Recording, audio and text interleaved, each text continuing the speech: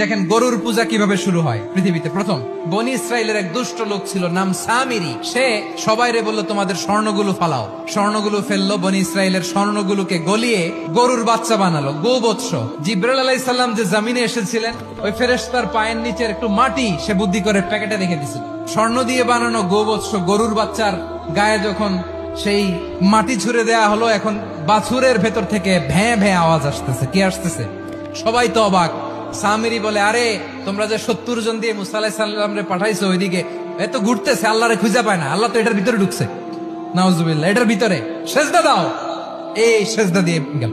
হারুন আলাইহিস সালাম তাদেরকে বুঝালেন, শিরক করো না, আল্লাহরে ভয় করো। শুধু এতটুকুই তিনি বুঝালেন, দাওয়াতি কাজ পালন করলেন, কিন্তু প্রতিরোধ করেন নাই। এই ঘটনা থেকে শিক্ষা কি? শিক্ষা হচ্ছে, আপনি শিরকের আড্ডাখানা দেখলেও বৃহৎ স্বার্থে তাওহীদের দাওয়াত দিবেন, প্রয়োজনে আপনি ঐক্য নষ্ট করবেন না। সুবহানাল্লাহ পড়বেন না?